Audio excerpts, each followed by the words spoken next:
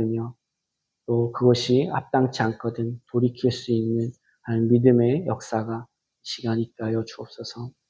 이제 부족한 종에게 주님이 말씀하시고 그 말씀을 온전히 가감치 않고 나누며 하나님의 영광이 나타나는 귀한 예배가 될 수 있도록 인도하옵소서.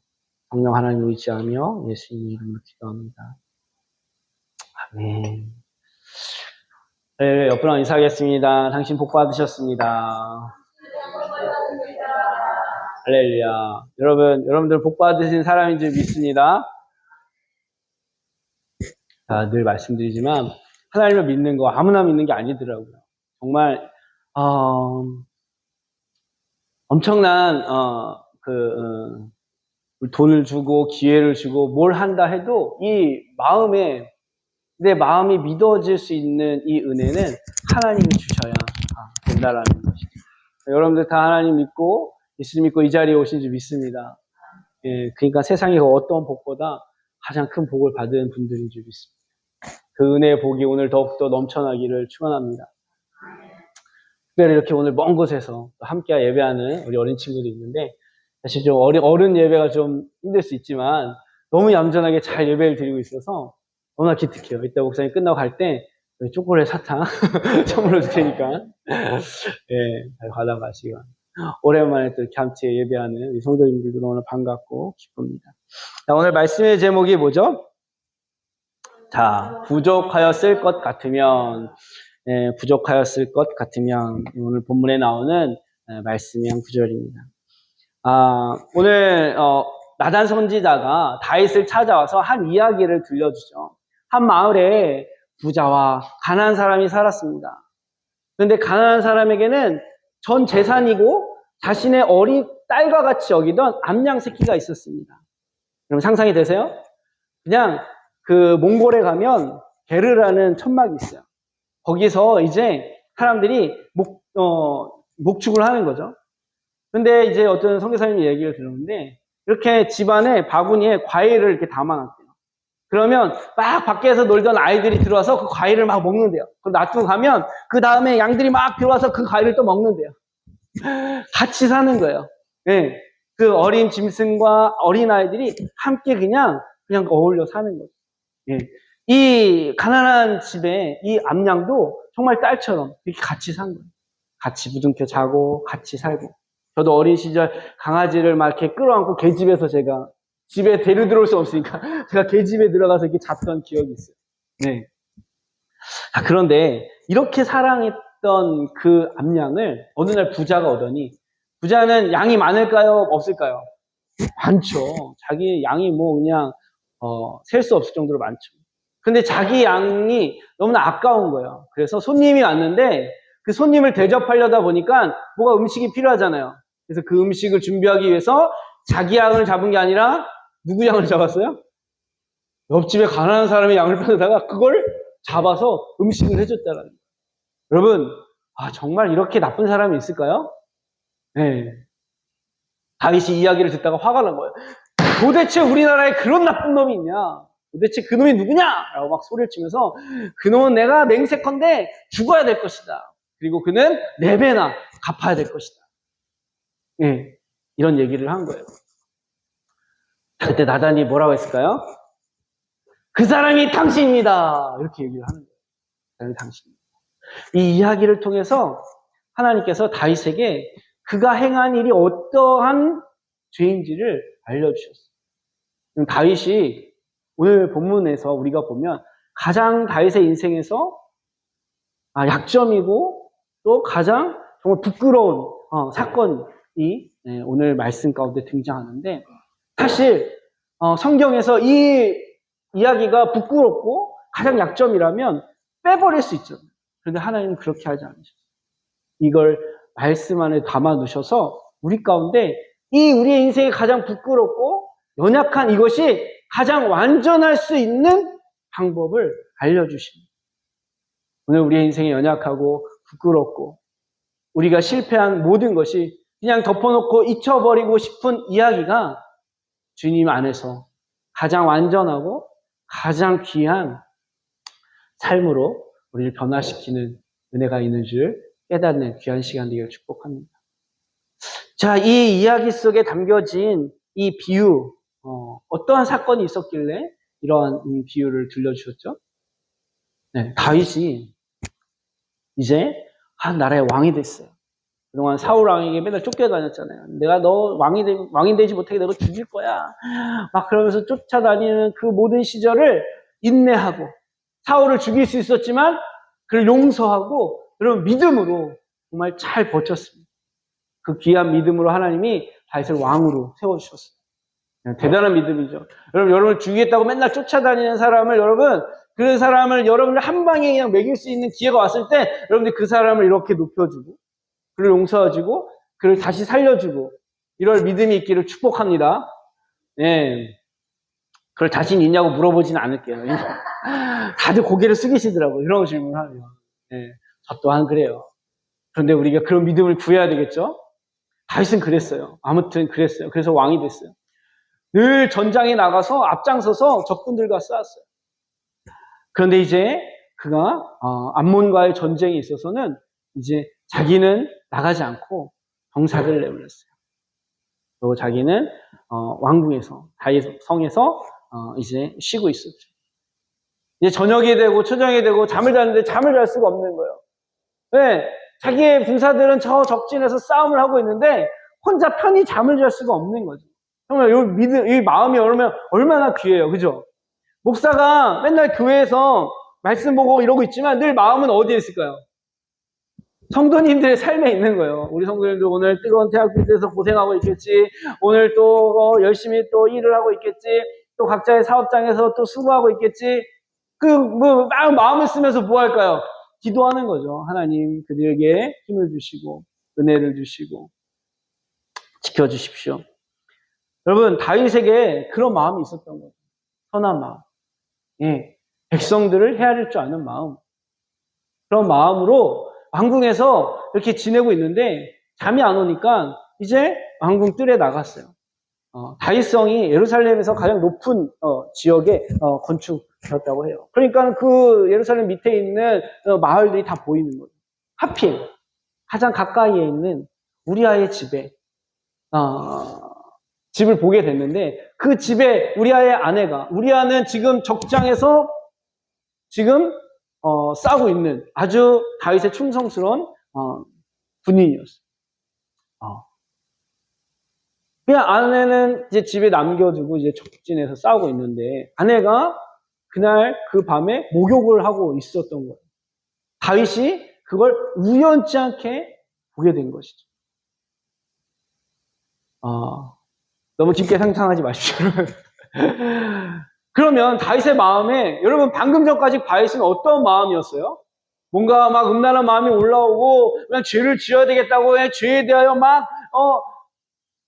마음을 막 이렇게 악한 마음을 쓰고 그런 마음 상태가 아니었잖아요.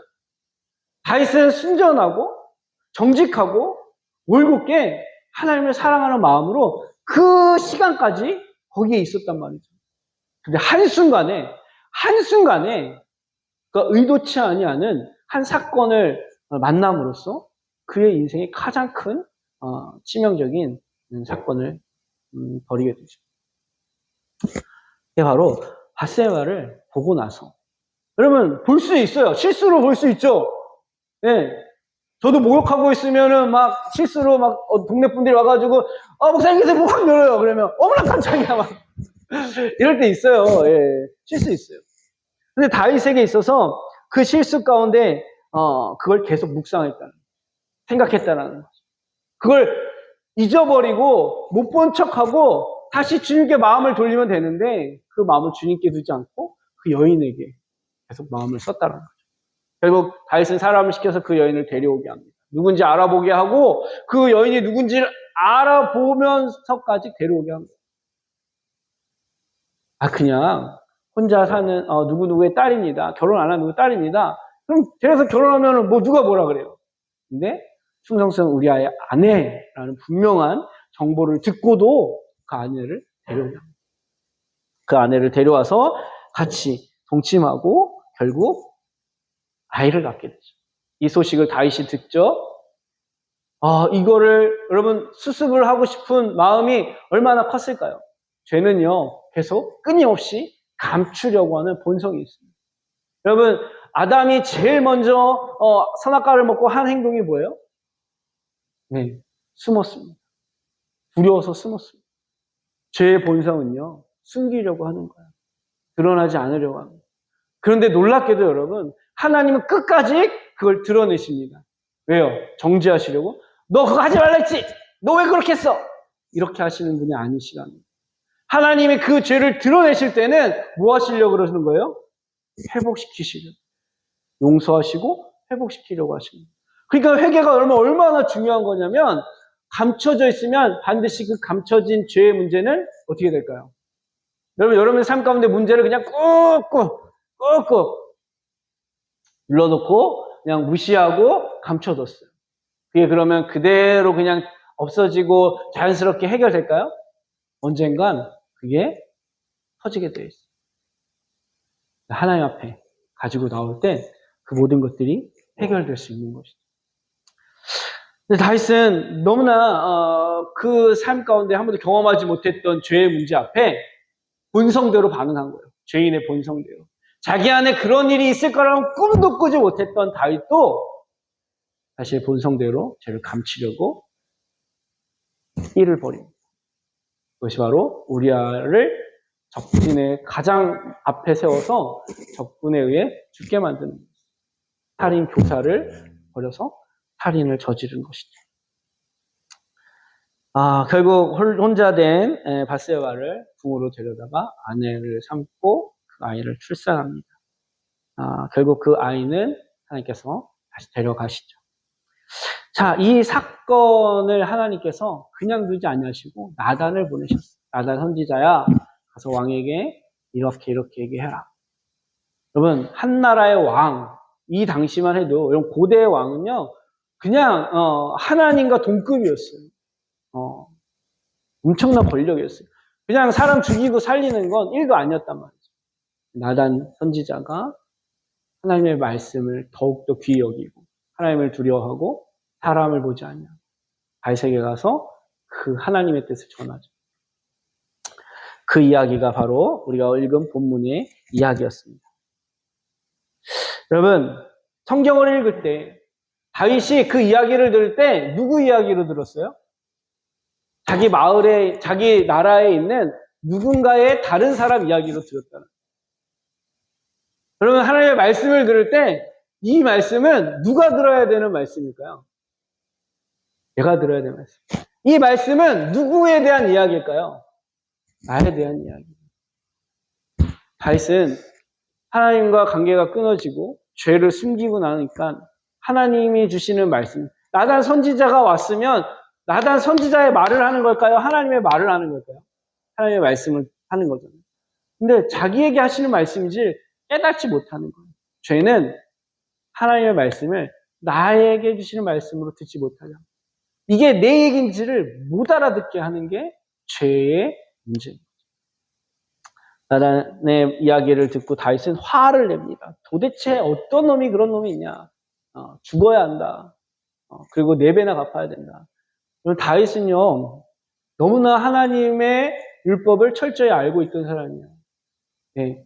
그러면 4배를 갚는 건, 이건 모세 오경에 모세가 이스라엘 백성들에게 법을 제정할 때 기록해 놓은 말씀입니다. 법도 알고 있고요. 하나님의 말씀, 율법도 알고 있고요. 하나님 누군지도 알고 있어요. 경험했던 다윗이에요.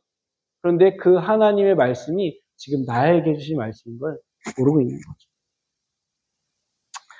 여러분, 오늘 하나님께서 나에게 이 말씀을 하시기 위해서 수천 년 전 이스라엘이라는 한 나라를 통해서 역사를 만들어 놓으시고 그 역사를 통해서 그 역사의 주인공이 바로 나라고 말씀하고 있습니다.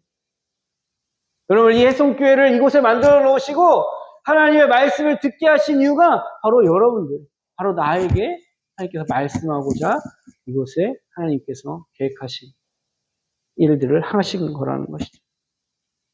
하나님께서 여러분들에게 보여주고 싶은 세계가 있어서 이 세상을 창조하시고 오늘 여러분들을 이 땅에 보내셨습니다. 아멘. 그러니까 여러분들 날마다 무엇을 봐야 되냐면 하나님께서 이 세상 가운데 나에게 보여주고 싶은 걸 여러분들 보면서 살면 행복한 사람이 되는 거예요. 그걸 못 보니까 날마다 우리는 원망이 생기고 불평이 생기고 두렵게 되고 이런 마음이 우리 안에 있는 것이죠.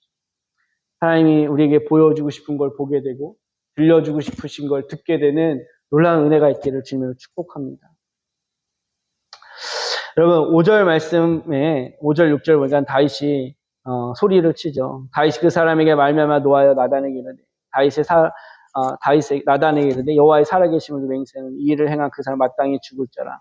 내가 불쌍히 여기지 않냐고 이런 일을 행하였으니 그 양 새끼를 4배나 갚아 주리라 한지라.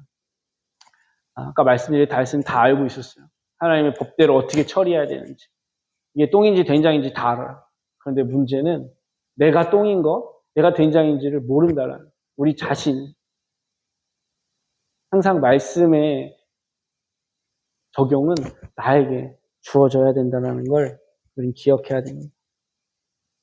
죄가 무엇인지, 죄에 대한 심판과 대가가 무엇인지 다윗은 너무나 잘 알고 있었어요. 그런데 그 본인이 그 죄의 심판을 받아야 할 대상이라는 걸 모르고 살았다라는 것입니다. 여러분, 왜 이런 일이 일어났을까요? 갑자기 왜 이런 일이 일어났을까요? 다윗은 자신의 어떤 존재인지를 모르고 살았기 때문에 그래요. 우리는 의롭게 잘 산다고 살고 있지만 기회만 주어지면 우리는 물리적으로든 상황적으로든 우리는 연약함이 드러나게 되어 있습니다.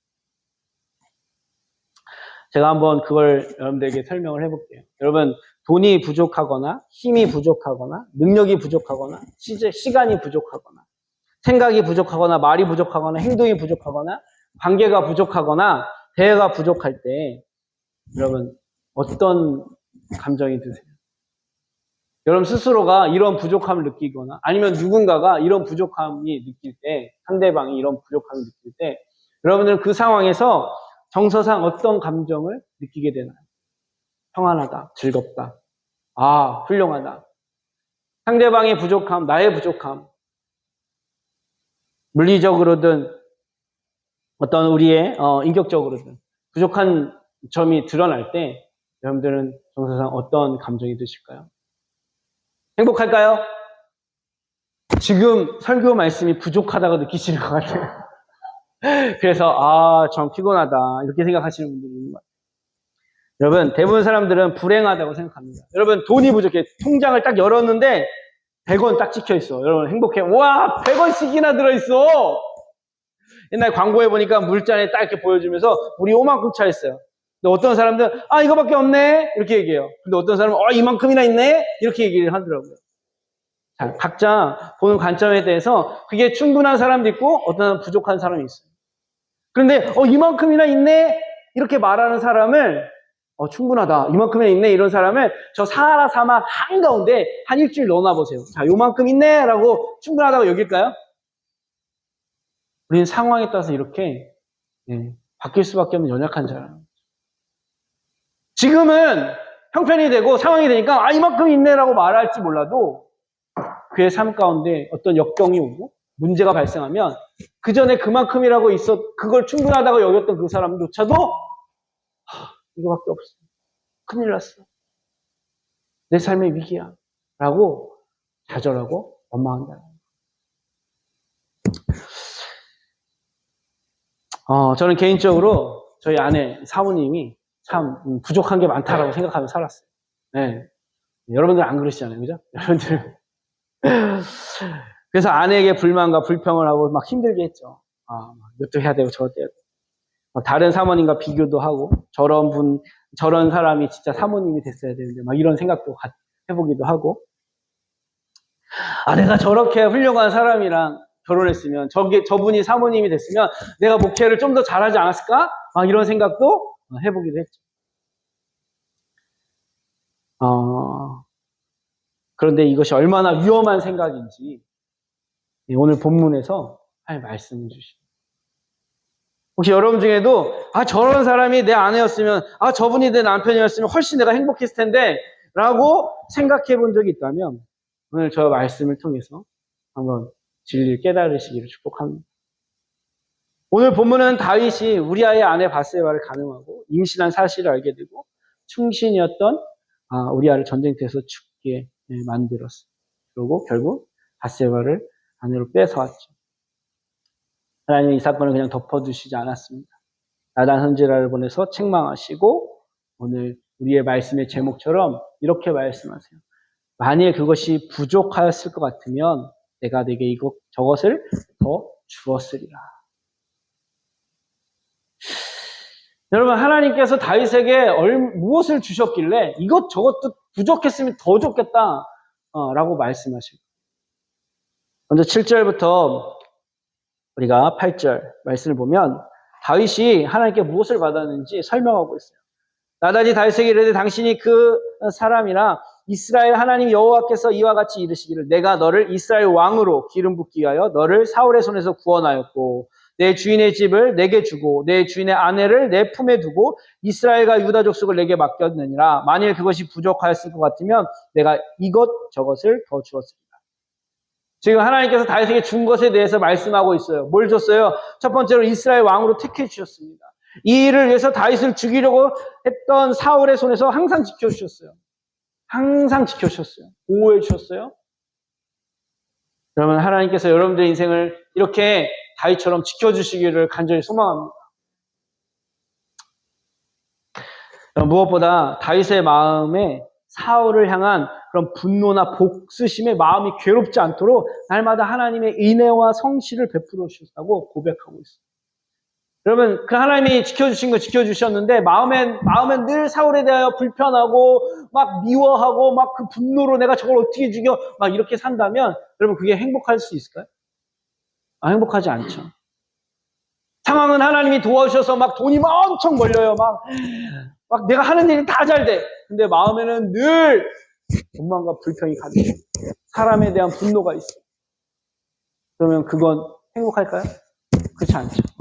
근데 감사하게도 하나님은 이러한 상황 속에서도 다윗의 마음에 하나님을 찬양할 수 있는 마음을 주셨다는 거예요. 여러분 시편 57편에 보면 다윗이 사울을 피할 때 지은 시가 나와요. 하나님이여 내 마음이 확정되고 내 마음이 확정되었사오니 내가 노래하고 내가 찬송하리이다. 내 영광을 깰지어다. 기파여 승마 깰지어다. 내가 새벽을 깨우리로다. 주여 내가 만민 중에 주께 감사하며 온 나라 중에 주를 찬송하오리다. 그러니까 다윗은 현실적인 문제와 영혼의 문제를 하나님께서 해결해 주신 거예요. 상황과 그 영혼까지 하나님은 만족할 수 있는 모든 필요를 채워주셨더라. 부족한 게 있어요? 없어요? 없어요. 부족한 게 없습니다. 두 번째로 사울의 복을 취하여 다윗에게 주셨다고 말씀하고 있어요. 8절에 보니까 사울의 왕의 후궁이었던 아내들을 다윗에게 다 주었다고 말씀합니다. 북이스라엘과 남유다까지 다스리도록 백성들을 다 주셨다는 거예요. 여기 주셨다라는 것은 그냥 너 가져 하고 그냥 그들을 그냥 다윗에게 이렇게 선물로 줄 게 아니라 그들이 다윗을 좋아하도록. 여러분, 내가 누군가를 사랑하는 거 결혼을 하려고 하는데 내가 힘이 있고 돈이 있고 권력이 있어서 그 사람이 나를 좋아한다. 이거는 진정한 행복이 아니잖아요. 내가 아무것도 없어도 내가 정말 능력이 없고 아무것도 없어도 내 존재 자체로 내 인격과 나의 사람 자체를 사랑해서 나를 결혼해주면 그게 진짜 행복한 결혼인 거죠. 다윗이 왕이 됐다고 해서 왕 앞에 그냥 잘 보이기 위해서 백성들이 그냥 그를 인정한 게 아니라 그들의 마음까지 다윗을 사랑하겠다. 근데 누구까지 하나님께서 다윗을 사랑하게 해줬냐면 원수였던 사울 왕의 아내들까지 그들의 마음으로 다윗을 사랑하도록 그들을 주셨다는 것이죠.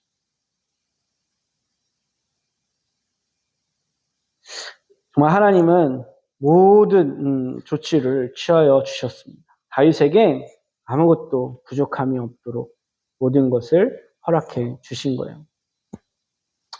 여러분, 사람의 마음을 얻는 일 이게 쉽지 않잖아요. 돈으로도 안 되고요. 노력으로도 안 됩니다. 나의 애씀으로 되어지지 않아요. 원수의 마음을 제가 어떻게 돌리겠어요? 근데 하나님은 그 마음을 한 번에 바꾸실 수 있어요. 전심으로 하나님을 찾으면, 하나님을 의지하고 신뢰하면 그 마음조차 하나님이 다스리신다. 육신의 삶에 필요한 모든 것과 영적인 삶에 필요한 모든 것 하나님께서 다윗에게 주셨습니다. 그런데 하나님은 이것 저것까지 주었으리라 라고 말씀하세요. 이 말씀에 우리가 좀 혼돈합니다. 그러면 다윗에게 뭔가 더 주어야 할 것이 있었나? 그래서 다윗이 이런 문제를 일으킨 건가? 라는 혼돈을 갖게 됩니다. 아닙니다. 하나님께서 부족하였다면 이것저것을 더 주었을 것이다 라고 말씀하신 이 말씀을 다시 살펴보면, 자세히 보면 하나님이 진짜 말하고 싶은 요지가 담겨 있어요. 한번 읽어볼까요? 시작. 만일 그것이 부족하였을 것 같으면 내가 내게 이것저것을 더 주었으리라. 그럼 부족한 것이 있었다라는 거예요? 없었다라는 거예요? 네, 여러분들은 부족하세요? 없었다라는 거예요. 맞습니다. 없었다라는 거예요.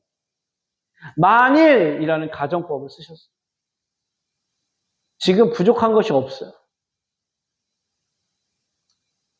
지금 다윗에게 부족함이 없다는 반증이에요.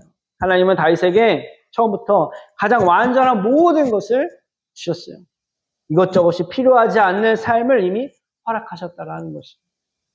이 모든 것 안에 하나님의 사랑이 담겨 있습니다. 사랑하니까 모든 걸 다 하나님께서 채워주시잖아요. 하나님의 사랑이 다윗에게 모든 것을 허락하도록 하나님께서 그 인생을 책임져 주신 것이죠. 그럼에도 불구하고 다윗은 하나님으로 만족하지 못하고 부족한 자신의 연약함을 인간적인 방법으로 채우려 했다는 거예요. 여기서 문제가 발생했어요. 시작할 때 제가 제 아내의 부족함으로 인해서 반응했던 생각들이 큰 죄에 빠질 수 있는 상황이라고 말씀드린 부분이 바로 이 부분입니다. 부족함이 없는 하나님을 믿는 그리스도인들에겐 부족함이 없도록 하나님은 다 채워주셨어요. 하나님은 부족함이 없으신 분입니다. 할렐루야. 그런데 왜 우리는 그 하나님을 믿으면서 부족함을 느낄까요? 내가 부족하기 때문에? 아니요. 하나님이 우리의 하나님이 되셨기 때문에 우리는 부족함이 없어요. 여러분이 지금 우리나라의 최고 대기업이 누구죠? 삼성인가요? 예, 기아인가요? 기아. 우리는 잘 그런 걸 몰라요. 네네. 우리 동네에서 가장 부자 누구죠? 네, 뭐 아무튼 그 집에 자녀로 태어났다고 생각해 봅시다. 여러분 그 자녀가 자기에게 부족한 것이 있다라고 느낄까요? 부족하면 누구에게 도움을 받으면 돼요? 부모에게 도움을 받으면 되죠. 부모에게 도움을 받으면 돼요. 하나님의 자녀에게 하나님이 아버지가 되셨다라는 건 부족함이 없다라는 말과 동일합니다. 그런데 우리는 부족하다고 느낄 뿐이에요. 삼성의 자녀들도 아무리 아버지가 삼성 재벌이지만 자기에게 부족함이 있다고 느낄 수 있어요. 그죠? 그런데 그 느낌이 실제일까요? 실제가 아닐까요? 실제가 아니에요. 왜냐하면 그 부족함은 정말 그 아이에게 위해가 되거나 정말 악이 되지 않는 한 그 부족함은 다 채워줄 수 있는 거거든요. 그렇지 않나요? 그런 것이죠. 그런데 인간은요, 그 부족한 것을 실제로 여겨서 인간적인 방법으로 그 부족함을 채우려고 한다라는 거예요. 이것이 오늘 말씀의 핵심입니다. 신앙생활의 핵심입니다. 부족하지 않지만 부족함이 느낄 때 우리가 어떻게 반응하느냐, 인간적인 방법으로 반응하느냐, 신앙적인 믿음으로 반응하느냐에 따라서 우리는 그것이 우리의 신앙의 열매로 결정되어 지어진다는 것이죠. 다윗은 부족한 것이 없음에도 불구하고 스스로 느껴지는 그 부족함을 채우기 위해 이웃의 아내를 탐하게 된 거죠. 이것을 탐심이라고 말합니다. 탐심은 만족하지 못한 상태에서 작용을 해요. 만족하지 못한 상태. 여러분 지금 우리가 먹을 것이 잔뜩 있다고 여기서 1,000만 원짜리 음식을 잔뜩 만들어 놓고 여러분 먹으라고 할 때 배고픈 상태에서는 마음껏 막 신나게 먹죠. 근데 음식을 목구멍까지 차 있을 때 여러분 어떻게 할 것 같아요? 못 먹을 것 같아요? 먹을 것 같아요? 못 먹을 것 같죠? 1,000만 원짜리. 한번 맛보고 싶으세요? 안 맛보고 싶으세요? 인간은요, 탐심은요, 우리의 몸에 있는 걸 손을 넣어서 다 토해내고라도 그걸 먹게 만드는 게 인간의 탐심이다. 여러분, 인간의 탐욕이 얼마나 악하고 얼마나 교활한지 성경은 다윗의 아들 암논을 통해서 보여줍니다. 암논은 이복 동생 다말을 너무나 사랑하여 상사병까지 걸렸어요. 그래서 꾀를 내가지고 그 암논을 자기 침실로 끌어들여서 겁탈을 해버렸어요. 그냥 암논은 이제 이복의 오빠에게 겁탈을 당하고 이제 자신의 처지가 이제 어쩔 수 없는 거예요. 자기를 책임지라고 말하는 거예요. 그랬더니 이 암논이 이전 사랑한 것보다 이후 그를 더 미워하게 되었더라. 그래서 내쫓아버려요. 인간의 이 탐욕과 이 정욕이 만족할 수 없는, 오히려 더 그 탐욕을 쓰면 쓸수록 인간이 얼마나 비참하고 악해지는지를 이 사건을 통해 우리는 알 수 있습니다. 하나님께서 다윗에게 주신 아내를 사랑했다면, 그를 충만하게 만족했다면 목욕하고 있는 밧세바를 보면 다윗은 죄에 빠지지 않았습니다. 하나님께서 주신 우리 아이의 충성스러운 모습을 다윗이 생각하고 만족했다면 다윗은 죄에 넘어지지 않았습니다. 그러나 다윗은 탐욕과 정욕으로 인해 죄를 범하게 됩니다. 이 모습을 하나님은 업신여겼다라고 말씀합니다. 9절에서 10절을 보면 두 번이나 하나님의 말씀을 업신여기고 이제 내가 나를 업신여기고 라고 업신여겼다라고 말합니다. 다윗은 한 번도 하나님을 대놓고 업신여긴 적이 없어요. 그런데 이 부족함을 자신의 인간적인 방법으로 해결하려고 했던 이 모든 태도가 하나님은 업신여겼다라고 말씀하죠. 업신여기다라는 이 단어가 가볍게 여기다라는 말과 같습니다. 에서가 팥죽을 샀대. 그 하나님의 장자권을 가볍게 여겼듯이 가볍게 여기는 거예요.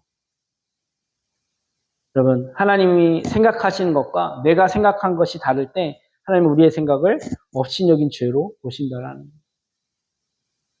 성경에서 업신여기는, 가볍게 여기다는 이 상황을 보면 그 행동의 끝은 다 죄의 열매로 심판을 받아 끝나게 됩니다.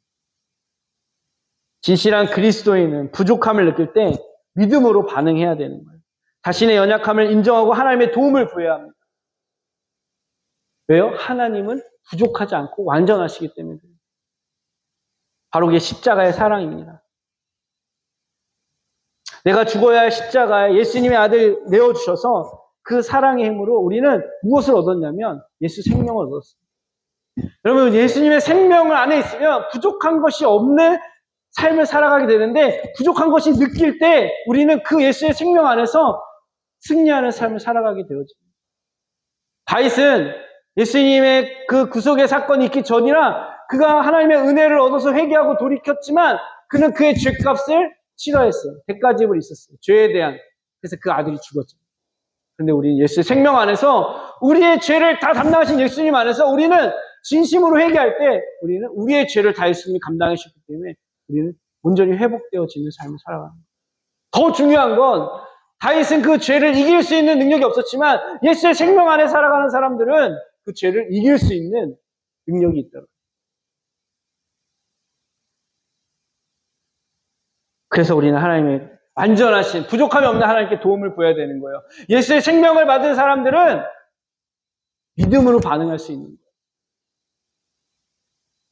인간적인 방법으로 해결하는 것이 아니라 혹 실수해서 넘어졌다 할지라도 진실로 회개하여 하나님 안에서 해결받을 수가 있는 거예요. 여러분, 오늘 본문에서는 간략하게 13절에 다윗이 나타내기를 내가 여호와께 범죄하노라 라고 자신의 죄를 자백하는 것으로 기록되어 있지만 이 밧세바의 범죄를 기억하고 지은 시편 51편에는 이 회개가 어떤 회개였는지 구체적으로 나와 있어요. 거기에 이렇게 얘기합니다. 하나님이여 주의 인자를 따라 내게 은혜를 베푸시며 주의 많은 긍휼을 따라 내 죄악을 지워주소서. 나의 죄악을 맑게 씻으시며 나의 죄를 깨끗게 하소서. 물은 나는 내 죄가를 아오니 내 죄가 항상 내 앞에 있나이다. 내가 주께만 범죄하여 주의 목전에 악을 행하였사오니 주께서 말씀하실 때 의로우시다 하고 주께서 심판하실 때 순전하시다 하리다. 내가 죄악 중에 출생하였으며 어머니가 죄 중에 나를 잉태하였나이다. 이 말씀 구절 가운데 5절이 바로 자신의 출생 자체가 죄였음을 고백하는, 죄가 무엇인지 진짜 복음 앞에 깨닫게 되는 그런 다윗의 고백인 것입니다. 이것이 우리가 말하는 존재적 죄였음을 뼈저리게 느끼는 고백입니다. 이것이 삶의 어떤 영역이든 부족함이 느낄 때 믿음으로 반응하는 그런 영적인 그런 능력인 거죠. 내가 존재적인 죄임을 알고 회개할 때 부족함이 없는 하나님의 사랑으로 우리는 어디에 이르렀든 어떤 상황에 처했든 회복되어지고 승리케 되어지는 거죠. 저도 동일하게 주님께서 이 말씀을 알려주셨습니다. 아내를 누가 허락했냐? 주님이 허락하셨죠. 하나님이 짝지어 주셨죠. 그러면 그 아내에게 부족한 것이 있는가? 라는 생각을 할 때, 부족한 것이 없으신 하나님이 이 사람을 짝지어 주실 때 나는 부족한 것이 느껴질지라도 하나님께서는 부족한 게 없는 거예요.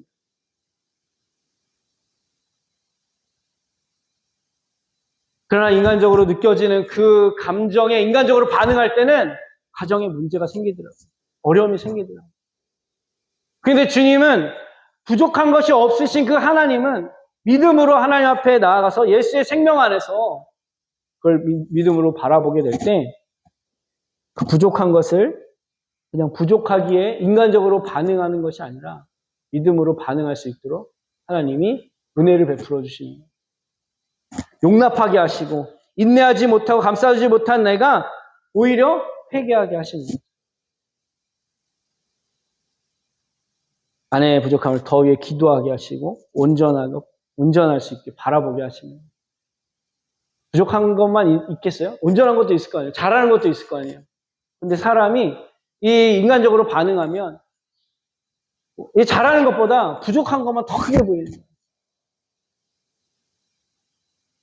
근데 예수 생명 안에서 내가 어떤 죄인인지를 알고 내가 어떤 은혜를 받은지를 하나님께 구하고 그 은혜를 구하면 하나님은 온전한 것, 잘하는 것을 볼 수 있는 지혜와 믿음을 주신다는 거죠. 자, 이번에 그걸 경험한 거예요. 예. 여러분, 자칫 이 아내의 부족함을 인간적으로 육신의 정욕으로 해결하면 저도 다윗과 별 다르지 않은 죄의 열매를 맺을 수밖에 없는 죄인이라는 걸 주님은 말씀하고 있습니다. 처음 말씀드린 것처럼 믿음 좋은 사람과 결혼했다라면 내 목회가 더 잘 되지 않을까라는 이 생각이 사탄이 틈타기 가장 좋은 생각이라는 거예요. 왜냐하면 하나님이 완벽하게 이루어놓으신 그걸 부정하는 겁니다.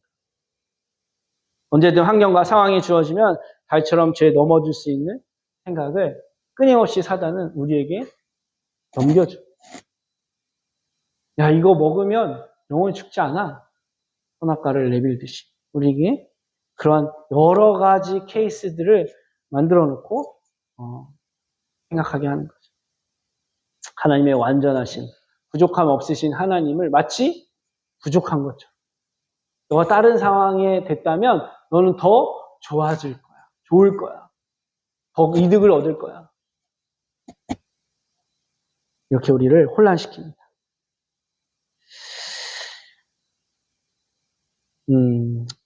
우리 함께 믿음으로 주님이 부족함이 없으신 그 은혜의 환경을 허락하신 하나님을 끝까지 신뢰하기를 축복합니다. 네. 여러분, 건강도 마찬가지, 경제적 상황, 사람의 관계도 동일한 원리입니다. 자녀도 마찬가지죠. 하나님께서 이것저것 십자가에 완전하게 다 부족함 없이 우리의 삶 가운데 허락해 놓으셨습니다.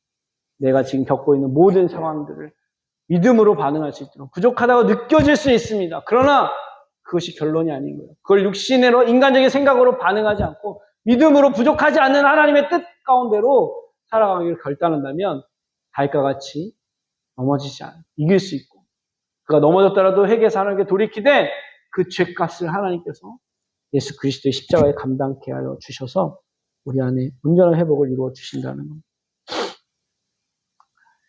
여러분, 나의 부족함 때문에 죄에 넘어질 수 있는 유혹이 온다면 필요한 모든 것을 다 주실 수 있는 전능하신 하나님을 의지하고 회개와 사랑으로 순종할 수 있는 우리 해송 가족 되기를 주님을 축원합니다. 예. 여러분들 안에 예수의 생명이 있음을 믿습니다. 그 무엇도 부족하지 않는 예수의 생명이 있는 것을 믿으시고 의지하시기를 축원합니다. 예. 오늘 예배가 부족하였나요? 말씀이 부족하였나요? 사람은 부족할 수 있어요. 부족하다 느낄 수 있습니다. 그러나 오늘 이 말씀하신 하나님은 부족한 분이 아니십니다. 여러분들에게 충분하게 은혜와 새 생명의 삶을 누리게 하실 분인 줄 믿습니다. 믿음의 방향으로 넘어지시기를 축복합니다. 믿음의 생각으로 나아가시기 바랍니다. 위기가 올 때 부족하다고 느껴지는 그 감정과 감각 앞에 여러분 인간적인 생각과 인간적인 방법으로 반응하지 마시고 믿음으로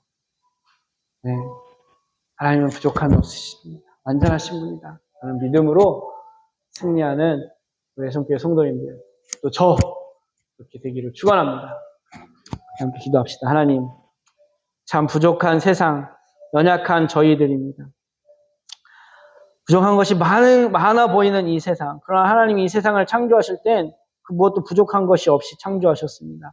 보시기에 심히 좋게 만들어 놓으신 세상에 인간의 죄악으로 인간적인 반응과 인간적인 생각으로 그 부족한 것들을 해결하다 보니 온통 엉망이 되어버린 세상이 되었습니다.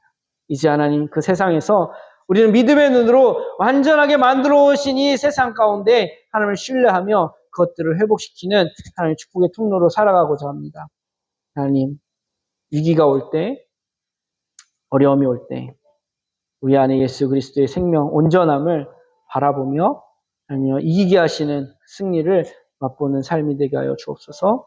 혹 그 연약함을, 그 부족함을 하나님 인간적인 방법으로 육신의 반응으로 행하여 죄의 열매가 맺혀졌을 때 정말 하나님 내가 존재적 죄인인 것을 철저히 깨닫고 달과 같이 하나님 앞에 심상의 눈물로 적시듯 회개하여 하나님의 모든 회복의 역사를 경험하는 하나님의 참사랑을 경험하는 복음의 증인 되어지게 하여 주옵소서. 오늘도 이 한 시간 함께 예배한 당신의 자녀들의 삶에 부족함이 없으신 하나님께서 저들의 삶을 책임져 주시고 인도하실 것을 믿고 예수 그리스도의 이름으로 간절히 축복하며 기도합니다. 아멘. 할렐루야. 옆 사람 인사하겠습니다. 당신은 복받은 사람입니다. 다시 한번 인사하겠습니다. 당신은 부족함이 없는 사람입니다. 할렐루야. 이강희 기사님 저한테 목사님 부족함이 없는 사람입니다. 제가 맨날 이제 입버릇처럼 제가 부족해서 맨날 이렇게 얘기하는데